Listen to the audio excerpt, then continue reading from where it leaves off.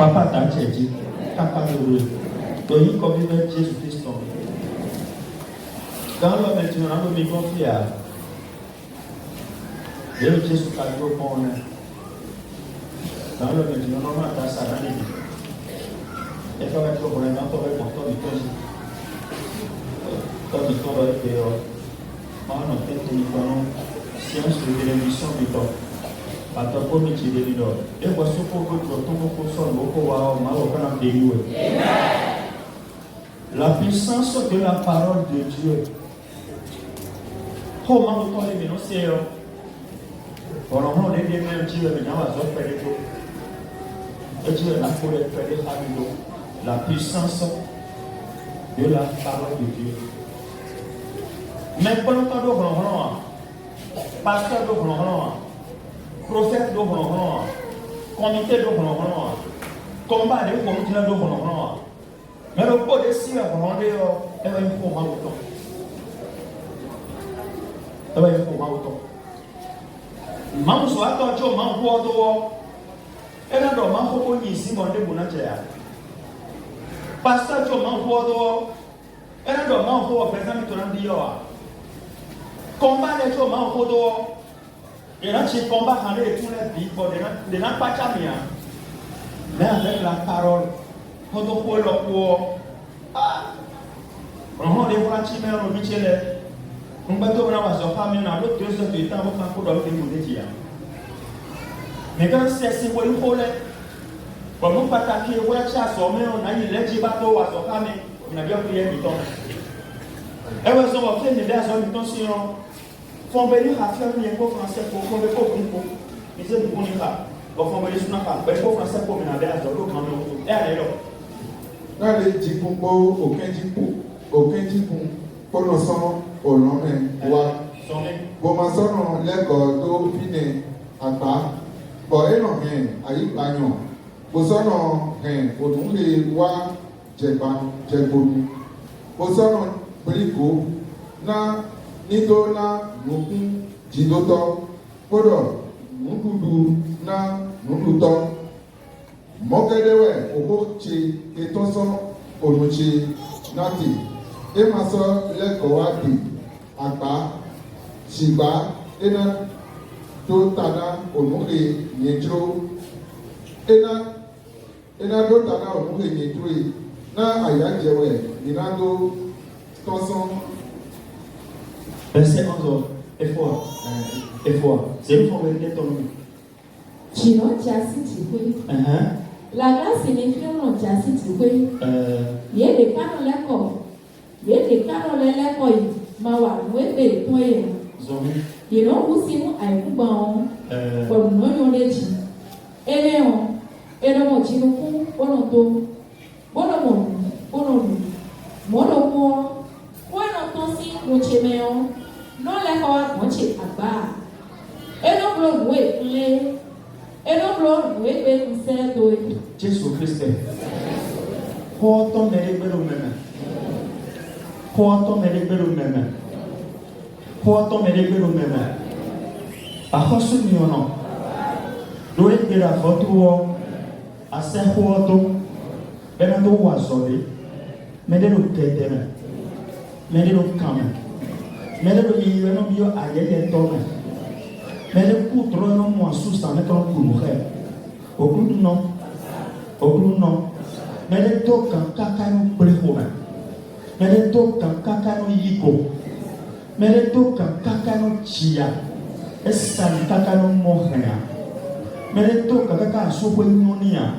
Et j'ai tapé le bio perdea. À force de m'avoir. Alors il s'est remis ton dos. Bon, faut ton a des merci quand même. Faut ton a gelé, faut ton a beau miracle. Faut ton a des merci quand même. Faut ton a des merci qu'elle faut ton a poison mais on Jésus. Mais quand c'est moi mais non le pays où est papa Jésus. Et là le même doigt j'étais content.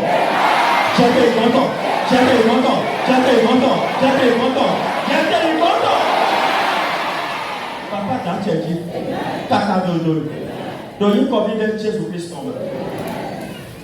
L'introduction, pour que nous ayons l'accomplissement de la parole puissante de Dieu. Moi, dans mon nous devons proclamer, confesser ces paroles. Pour nous, Bible, nous confesser pour papa donne les lumières. Papa les photos doit checker. Nous comment doit s'y vivre à Dieu, alors proclamer. Et bien, ça, même le faut que quelqu'un photo micro, donc proclamation, qui doit venir à Zodo Hamil de monnaie. Nous étudions à Zodo Hamil, et il n'a pas sorti mort. Alors, bien, confession, il y a des gens qui t'entendent. Mais en amont, il y a des gens en situation, il y a un conflit de l'eau. Alors, le problème de Dieu, même Dieu, c'est un bleu. Il y a des gens qui alors, il y a un bleu. C'est un bon nombre de personnes. Les bonnes mères. Vous voyez ton chapitre 3, verset 1er. Et alors, une proclamation mandéale, souverain sacrificateur pour nous. On fait maintenant à nous. Et donc, il confesse pour on confession mandéale. On veut m'en donner, on si c'est moi, nous ne comptons pas qu'à donner un mandéale. Donc nous n'avons pas de souverain sacrificateur qui va dans le monde. Hébreu chapitre 3, verset 1er. Les lectures alors. Hébreu chapitre 3, verset 1er. Et le texte. Non, Christ s'intolère. Et deuxième fois pour nous dire, mamie est qui botona. Tron est qui botona. Photo est qui botona. Mais est qui botona. Christ quoi vous nous dites. Non, mais ton combattant les voitures en fait, Jésus est là, c'est qu'il faut tourner sur les bâtons de quand même. Pour les donner les bâtons, les coups de l'eau, les cossins de ton mère. Les assez pour mis, beaucoup mis, chaque fois pour mis. Nous pouvons mettre les gens qui disent que papa non, pour vous avez un cliché que tu es déçu, tu as pas de payer. Et là, vous êtes tombé d'or. Des personnes en disant, des pouces de courant, si vous t'en laissez voir, il y a des militaires au péton. Et là, nous allons. Mais c'est pour dominer, mais si, comme il a mis mais Christ s'intolère de ta voix, si, quand on met 5 millions, si, quand on met des. Les cas de médecins, nous aimons le navoir les temps. Et le médecin, nous aimons le doigt de la doute content. Il y a eu le mien. Il y a eu. Il y a un peu de bien, en vérité parlant, on met les essais des gens qui vont m'amener. Et on doute pour nous hier. Il y a eu. Et au bureau. On m'a dit que c'est d'accord, mais non, on moi. Mais on au bon, donc on est ton quoi? Tant de wana, sika, tant de wana. Avant de chien, ben un million. Avant de tout, ben un million. Ben un 600 000, comme nous sommes les bolosiers. Ma rodé, combiné, mais 5 millions, mais les points et puis sous le donc on est là. Voici un peu de temps, mais il m'a dit que les temps, on doit les temps. Les problèmes, ils vont comprendre. Somi. Et bien, autour de lui, Christ s'est autour. Non, Christ s'est autour. Somi. Mime ma uyole lo. Mime de ma uyole lo. Nukumi toni no Jésus. Nukumi toni no kile. Mais j'ai dansé le compte de l'État de Dieu. Mais comment comité, combattant les. Mais tu ne peux mettre non. Non, Jésus. Alléluia. Et on y met ça dans ma auton. Alors, Christ soit une mécène dans ma auton, son ami. Boy, il faut ça pour les ma auton d'argent. Boy, il faut ça pour les ma auton d'argent. Eh, il y a verset le dobe asono verset le dire jino jabo kenjino ja mo na gudu me le do ko file o e do mo ko to si mo ni to me o nu de mi se ko to ni blo na wa te be do ma o mi se fi mi to no ko fi wa de wa asoro tu to na do be be le ba be me no mi le ba be me no ho mo afo ni pon so mi. Boy, il faut ça pour les ma auton d'argent. Et ya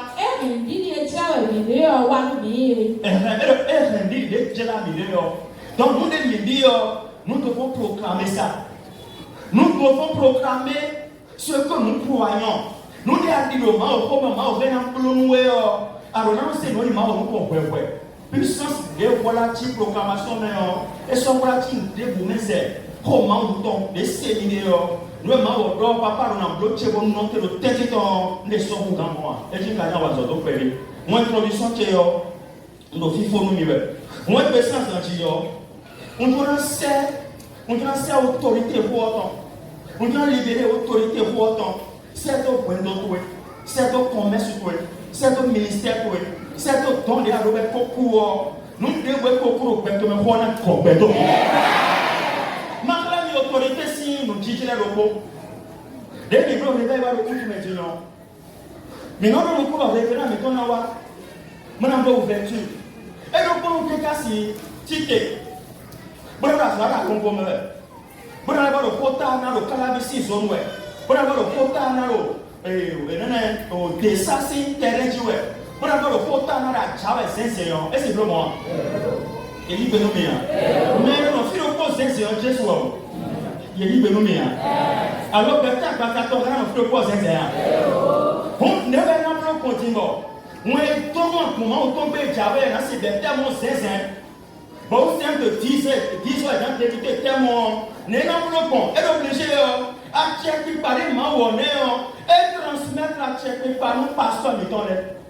Bon, le pasteur, ils ont filé. Pasteur, ils ont filé. Mais maintenant, nous sommes les gens les bons, mais toi, tu l'as volé. Hota, les pépés, révérend certes au boulot. Mais non, on va sortir le caillou. Les comme mon pasteur, mais toi, mais contre révérend la miwaten. Il dit que nous n'y a. Eh bien, miwaten, mais l'autre. Eh bien, dis-moi, Dieu m'a dit, ouais, révérend ton mi, pépé, mais ton révérend ton mi. Moi, je suis présent sur mi, ton la patate à l'intérieur. On a quand bien mis là. Et c'est pasteur, pépé, mais ton les eaux, ben, on va te voir, avec le. Et deux, on a des deux, il y a des fonds d'eau. Il y a deux mois. D'accord. Des deux mois. Des temps, nous révélant le filet. Nous devons nous pas aller dans les jeux blancs, les blois. Il y a des fonds d'eau. Les blois. Les temps, on va se zoomer d'accord. Bon, tu te fais conversion. Bon, tu te fais aller dans le nous devons forcer vous d'entrer par la porte étoile. À ce moment-là, pour qu'on se mette bien. Donc, pour qu'on ait ouvert. Sauver, mais bon. On fait le plus sommet. Nous, des puissances autorités, à des proclamations, ton rien, et dans le niveau de Yahweh. Et bien, à mon on va nous contrôler la 5 de ton Jia. Moi, les papas, on m'a donné la 5 de ton Jia. Et dans le moyen de puissance, c'est des maintenant, on va nous présenter. Les bonnes amen. Les bonnes amen. Les bonnes amen. Et bien, on va base de Dieu en grand père, son chef, si on arrive à et bien, témoignage Moïse sous temps. Et telle proclamation. Tu vois, maintenant, il y a quand. N'est-ce pas, c'est moi qui reçois le haut de mon entier. Donc, il y a le haut de votre chiché. Mais là, nous avons mis. Nous avons été passé au haut de votre entier. Il y a deux bases au dessin comme ça. Alors, pour faire des introductions, moi, je vais te dire que j'avais la plus assistée à son temps. Alors, votre intro qui dit trop, on va faire. Et notre chef, intro en temps, mais quand on a un photon, on va mettre un vidéo à 5 pétons. Tu vas mettre un vidéo, on a une image de la femme et la casa d'Ali. Tu vas bien voir l'Ali. Image de Jean-Claude français à l'Anomi, Exode chapitre 4, verset 1er, verset 5. Bon, à finir pour en à 17. Bon, on a fait la casa d'Ali. Bon, on a fait la casa d'Ali, on a bien dit, bon, on a eu d'autres indications encore. Même Exode d'Anomi. Vraiment, Exode chapitre 4, verset 1er. Et lecture. Moïse répondit. Moïse dit et dit, voici, ils ne me croiront point et ils ne couperont point ma voix. C'est la réalité. Moi, dans un peu de moi, dans un peu de mais les lettres aussi une communauté de quoi. Moi, dans un peu de mais les lettres m'ont pour le temps de quoi. Moi, dans un peu de mais les lettres n'ont combat les mecs pas de choses de glorifier. Je me mets au temps où je vais en nous avons peur, on va jouer au lit. Nous avons 5 peurs, on va jouer au lit. Il y a quand tu as pénétré. Il y a quand tu as pénétré. Donc, Jésus, pour que Barnabas se forme, mais il y a un peu. Bakota, il t'a pas.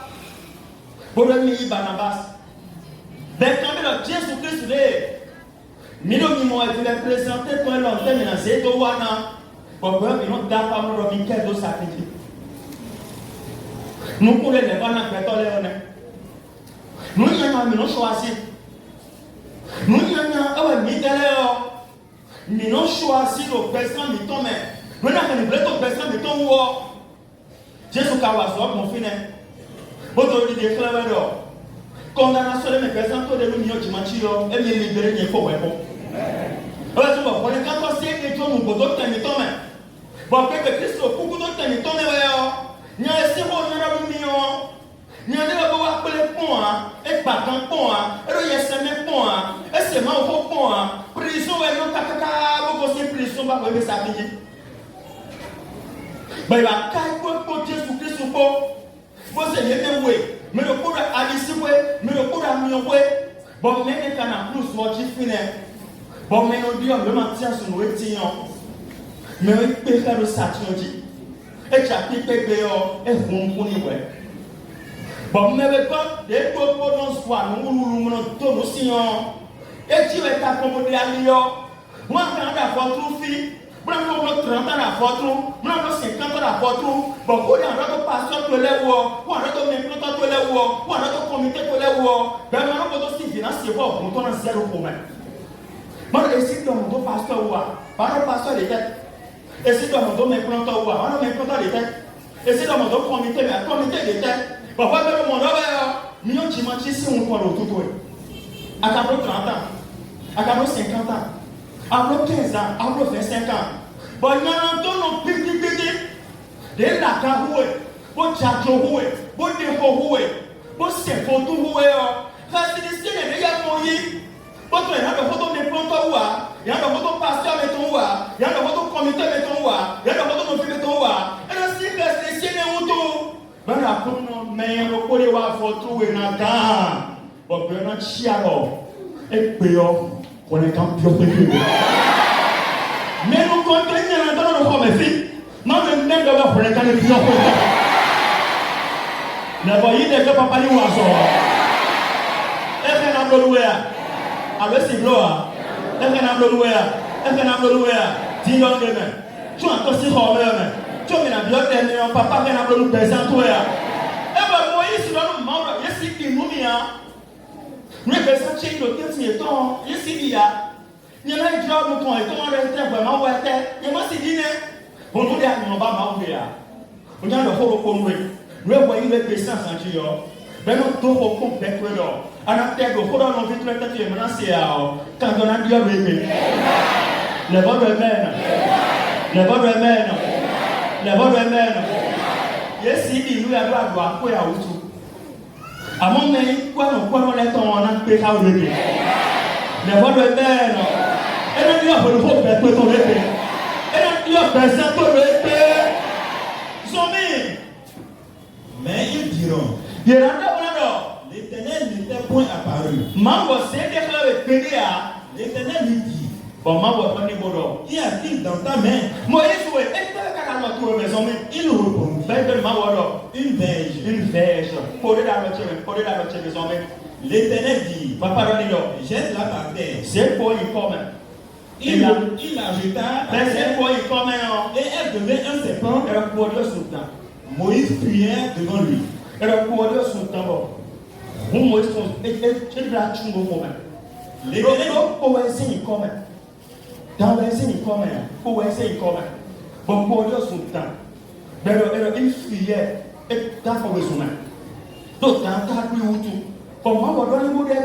L'Éternel dit à Moïse, étends ta main et saisis-le par la queue. Il étendit la main et le saisit et le serpent devient une belle.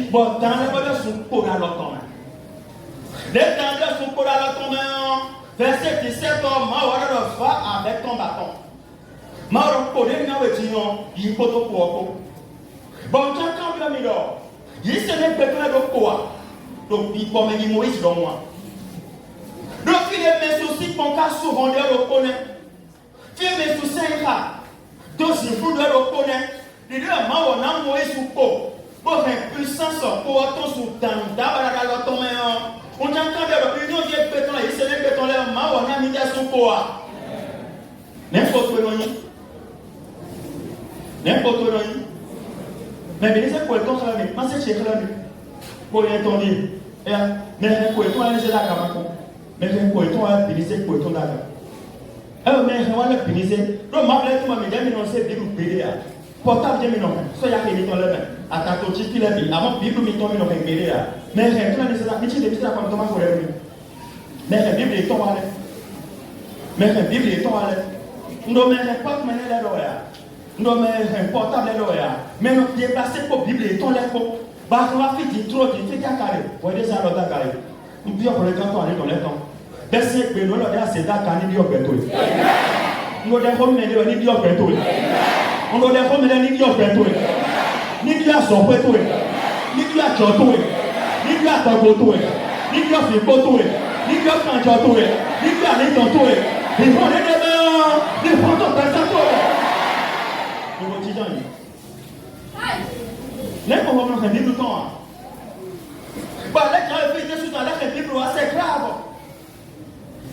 Va avec ton bâton. Vous voyez la soirée à mi-oué. Et bien, dans le métier, nous tirons un peu où Bible nous va être à comme ton main. Mais c'est faux, Bible nous va être à comme ton main. Nous sommes venus à part comme on dit. D'ailleurs, il y a un soir pour quoi ton main. Même à ta bureau, ton main. Et bien, il y a un ma il y a été investi le coup, il travaille bien, t'as tout pas mal à faire. Alors, quand même, pour le chichani, par exemple, chant 1.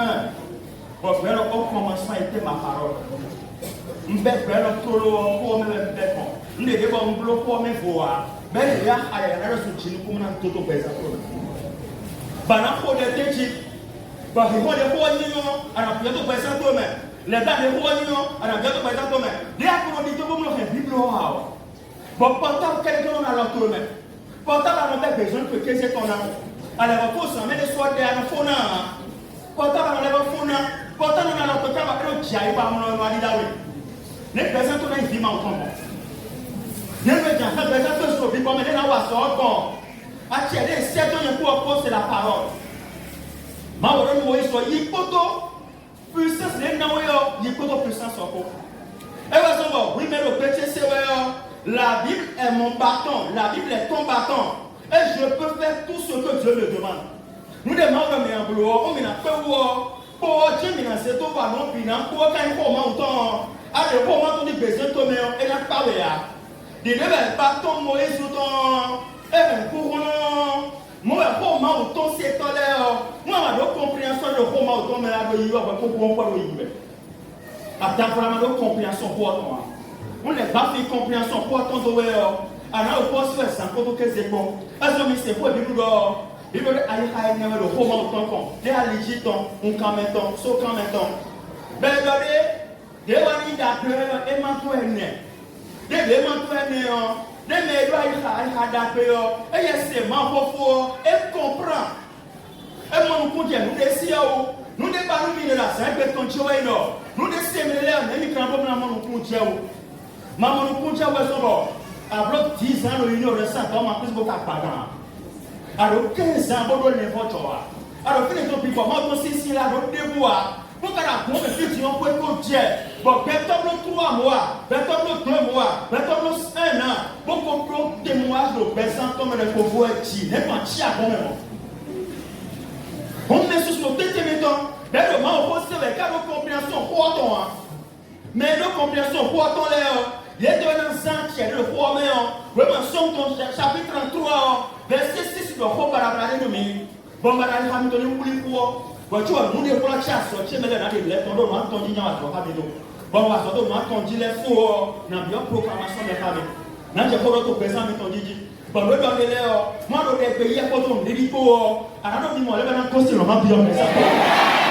Mais la lecture, elle est là. Les cieux ont été faits par la parole de l'Éternel. Alors les cieux ont été faits par la parole de l'Éternel. Si nous considérons mon idée, alors pour même nous considérons son mec. Et toutes leurs armées par le souffle de sa vie. Toutes leurs armées par le souffle de sa vie. Et donc nous devons nommer les billes. Nous devons nommer les billes. Ma femme a porté mes fournis tonton. Nous avons son compte pas même nombre miracle. Comment on compte quel nombre miracle? Handel no chido afoto fio. Hankare si pagan beto a. Alors hanchiwe o. Bote me na kula hanto. Bote me na kula hanto a. Me laisse mon le blano a. Nyano ase hami to le lo santenti. Bon se hami to santenti yo. To le bi ba ma pa composer hanele o. To ye se me lo hanele tenti yo. Me le ba lo chichiwe o. To le lo présence ma o to me mutu o. E lo hanele se wele yo. That's no white woman. Mais les gens ne même pas. Des cas de France, c'est la fille. Mais les gens ne même pas. Bon, quand on a été le bébé, il y a un homme. Bon, il faut passer quoi? Et quand on monte aussi, ouais. Oh, les exercices, ramé, ouais. Souffle les claveaux, bibon les claveaux. Les gens qui ont dit, ouais. Mais le tout le bibon les claveaux. À quand ça va dire, on va sortir ton. À quand ça va dire, tout quand on nous ne se comptons pas avec tes guerres. La parole et le souffle, le Saint-Esprit vont de paix. Nous ne se comptons pas avec nous dit ou des ma on peut pas laisser ma on peut pas ma pio mais et le sourd caca et le traverser de l'air et c'est traverser de vert. Bon Dieu pour n'a pas jamais là. Nous Dieu pour n'a pas besoin mais ton dia. Mais quand on s'est versé même pour le poker pas de nous tirer puis on a payé à ça. Le but pour les choses parce que quand Moïse il lui faut une puissance. Bon, moi aussi, il faut un coton de son temps. Ben, quand Moïse moi, il fera un continent. Dans ce que tu as dit, nous ne sommes pas comme nous. Donc, il y a des millions à compter, même les 4 mois. Maman, c'est millions, puissance de mes même les 4 mois, on compte à quoi? Parce que nos maïs, c'est 6 soldats, 6 métros, dans quel des années. On dit le petit sévère, on dit le pibalo, maman, on a ton chilo. Alors, on compte à quoi? Quoi, quand on pas nous sommes pas, alors, on va me laisser tomber dans combien son boulot, ben pas bien. On a quand les bien, bon, mais quand on bleu, mais on a bien, mais on a bloqué. Mais le peuple dit donc, faut qu'à grand bigoton de l'eau, grand bigoton. Pour le premier à part, c'est que grand bigoton là, pour le premier bigoton, c'est un peu encore là. Pour le nom, c'est mais grand bigoton, les machins restent vidéo. Mais si vous voyez, moi, ça reste. Je vais voir ça comme nous mettons à dire, on finit ton méro. On a d'abord nous la femme de temps. Oh, mais blesse les gens sont maintenant. Non, plus le menton.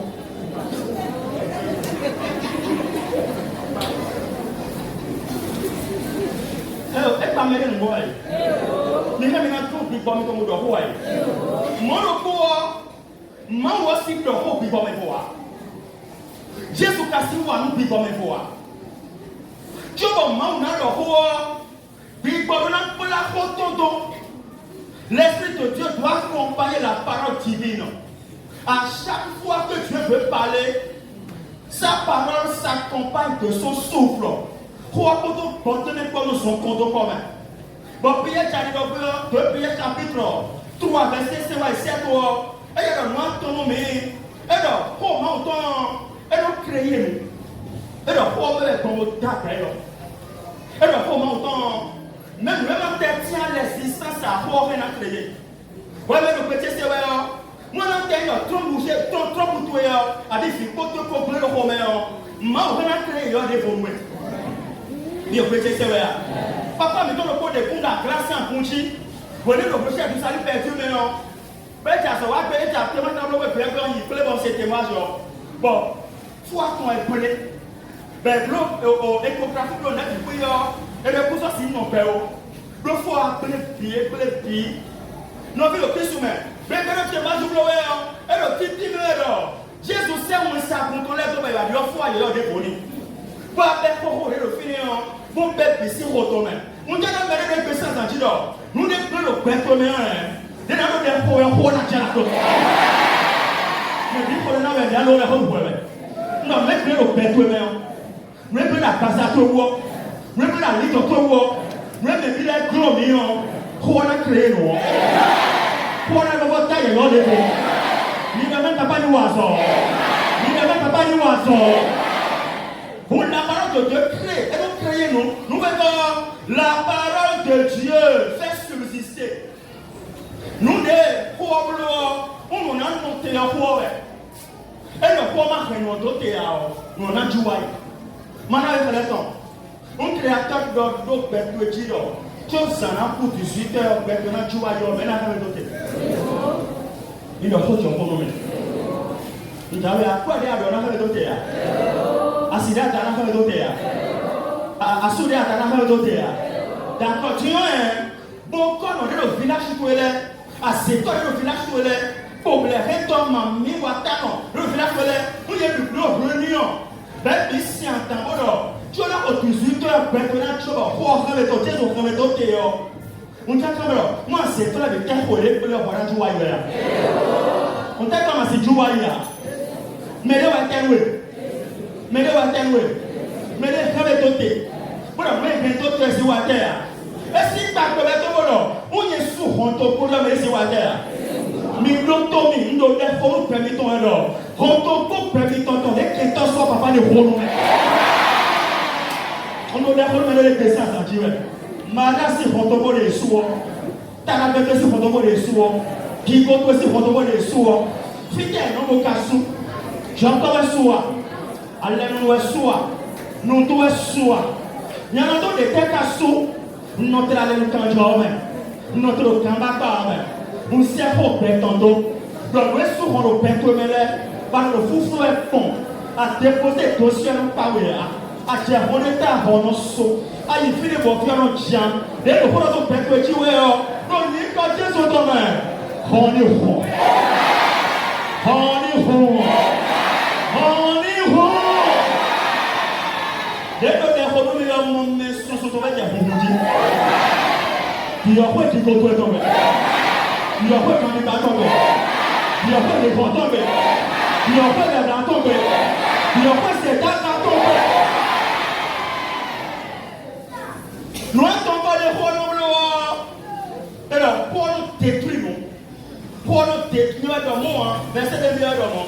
Alors, pour nous détruire, alors, nous allons, mais je sais que nous tombons là, tout le monde au lait ou je sais que nous avons personnalité pour le haut, je sais que nous avons étage pour le haut, je sais que nous avons quoi dire pour le haut, ça n'est pas bien à jouer. Ça n'est pas mon dans la jouer, il m'a envoyé dans mon. Alors, ça n'est pas l'air bien dans mon ami, ça non. Donc, mais donc, pour moi, on tombe quel âge noté. Donc, j'ai été à l'opérateur de Paul à droite. À bien Paul à l'eau. Paul à droite, il est sous à l'eau.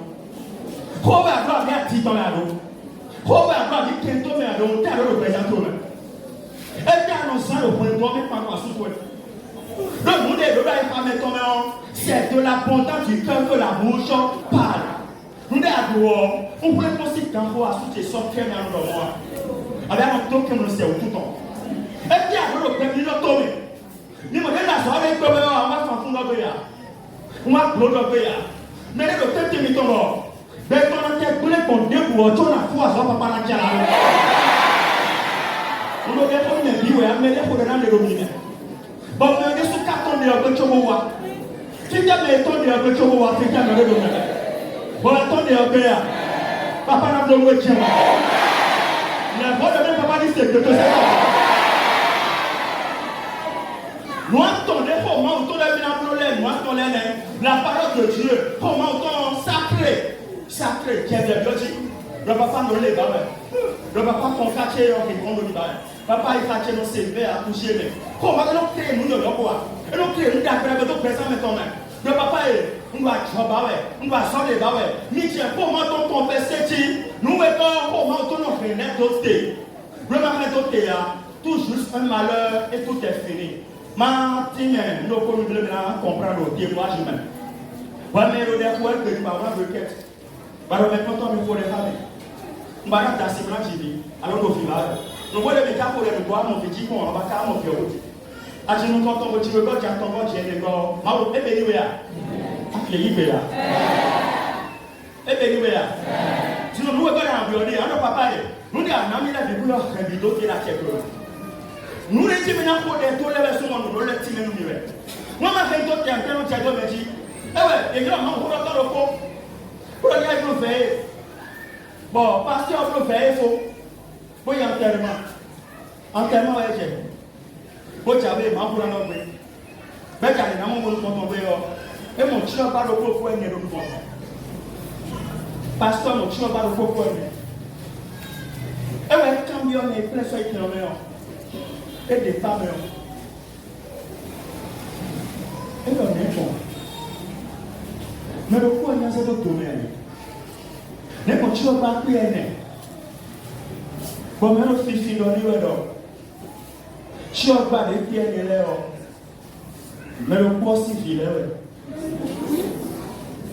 Vidéo après ton voiture, il y a rien.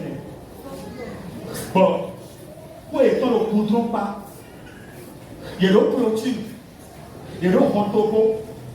Bon, finalement, il y a un montant au point et ton peu, il y a un coudron qui a. Il y a un rombo, il y a un médecin. Bon, camion pour dévier. Pour y appeler.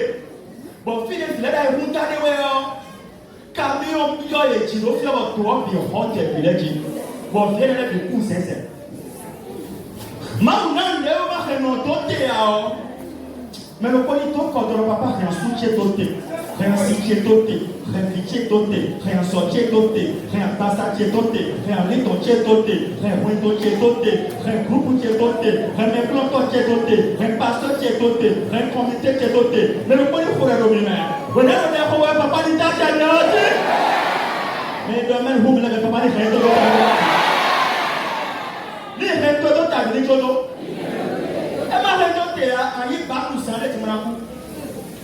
Ben, les cas, il va vous trouver pour moi. Et ma règle de ta vie, en BTS, en numéro 4, diplôme de Kalibo, en FKD, CP, non, après l'année, un CAP, en d'Afo, même quand tu as les soirs, en bah, nous, on est là, pour faire, tu vois, on va pas marcher ton théâtre, et un joie et le fond. Et bien, un tobis de théâtre, un tiers, pas un bon que du sport. Et bien, boutique de théâtre, un tiers, color, n'y a son boutique qui pompe, mais non, c'est moi. Bon, c'est un cas qu'on est pour soi. Et bien, quand le théâtre, à la fois, t'es lié, bon, million d'hommes, nous demandons, million la fois, tout fier, on va le payer tant que mes c'est d'autres, papa, la fait, d'autres, mais le même on a molli. Mais le même on a molli. Mais le même on a molli. Nous entendons. Bon, deuxième Corinthiens 3, verset 6. On a la lecture de guerre. Donc, à maison, on va aimer. Deuxième Corinthiens chapitre 3, verset 6. Et dans la lettre tue. Alors, ma reconnaissance au bibo ma pion mais alors ma ressent bibo mon roumain. Ma ressent bibo dans ma latao, ma chacho, ma dati mao, ma bamesio. Ma ressent bibo dans ma musolamio, ma musigao. Ma ressent bibo et la personne qu'on a eu. Bon bébé là que c'est donc c'est à vous êtes donc tu m'as dit c'est n'y a rien. Mba non de compere pecheme. Nyarofia. Umla nusun de compere pecheme. Mais karo moro yo. E me hasunu kon an tro ni ata kon bla bagani. E mo me bo san so non tro. E mo sunu non tro. Quand tu no tan o tan. Ba lo ko de na piyo teme no. Papa no kanto me. Quelqu'un t'a la million. To le senu ali yo. E no se seni no me toto si an kukude. Madame, nous sommes au fétinia. On y a un gamin dans la galère. On y a un gamin dans la galère. Et bien, tu avais des choses c'est pour ça. Pour un maouchen, tout penoué. On confond à tout le pays. Il y a la tchotjava dans tchachoua. Il y a la galère dans la gara. Il y a le kodéo dans le hoa. Nous l'avons nous dit quoi. Nous l'avons voir des hommes qui connaissent dans tchenoué. Mais il y a yawa. Bon, papa m'a si comme nous couteau maintenant. Papa mère pour la photo fibowa. Voilà papa m'a dit bon nous couteau maintenant. Alors on t'a le bible ouais. Superviseur nous a raconté à comment voler. Moi là au fa pour même. Superviseur pour me prêter des uniformes au habillé. Quand il a calé toi des non uniformes au pour rayer. Mais le deuxième fois, il m'a dit, si tu encore un peu de temps, tu as encore et dit, ouais, Fahomelo. Bon, créateur, ya. Mais plus bien, me prendre content. Mais maintenant, des fois, me prendre content. Mais plus bien, c'est pas quand tu vas manger là-haut. Mais là, si on tient vraiment rien, si son nom enseigne, on tout dans ton main. C'est l'homme.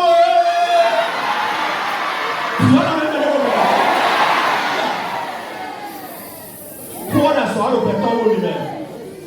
Pour le pétard, mais ton chanter au lumière. Avant, tu as un gros séduit. Il y a un temps qu'on a pour aller papa dans son bureau. On doit faire une vie où il y a un gars, il doit me pour le rendre. Mais pour les deux, il doit me pour le rendre.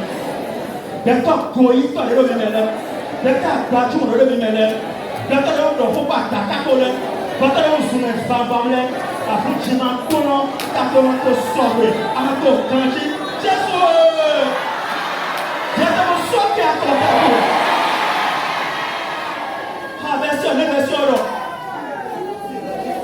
Il nous a aussi rendu capable d'être ministre d'une nouvelle alliance. Non, mais le Christ nous met avec Péa. Maman, on l'a eu de beau travail. Allez, il y a un temps où on a un peu de bébé. Allez, j'entends nous faire un peu de bébé. Allez, les gars, nous faire un peu de bébé. Allez, les enfants, nous faire un peu de bébé. Après, nous, on l'a pas mis. Le Jésus, nous, on l'a pas mis. Ado, amen. Ado, amen. Ni wa ete adore.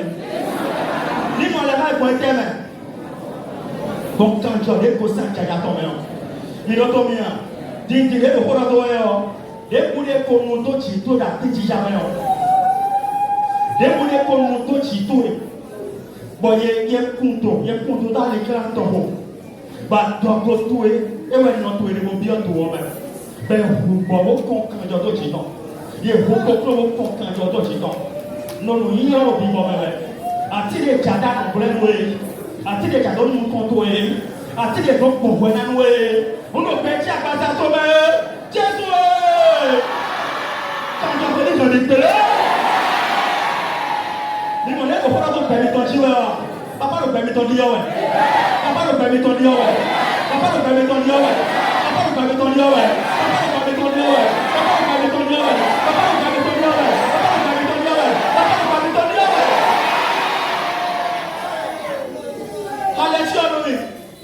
Non de la lettre, et puis une lecture à nous de l'esprit. Mais de l'esprit. Donc, puis parce qu'on est tenu du MD, car la lettre tue. Car la lettre tue. L'esprit vit. Oh, ma, on puis pas nos humains. Et le pasteur qui est doit être aussi calme, mon sera bien nous, mon ok nous, pasteur et frère le todi, ben oui, il y a un on est dans. Ben le braquage dans nos humains, tout comme on dit pour la côte. Dimanche, chacun t'a oublié pasteur. Non, mais le Christ humain, mais toi, après le coup d'autant, mais vraiment, on peut qu'elle a bimba, ma vie, même la tia, voilà. Bimba! Il y a le coucou là-bas. Il y a le coucou là-bas. Il y a le coucou là-bas.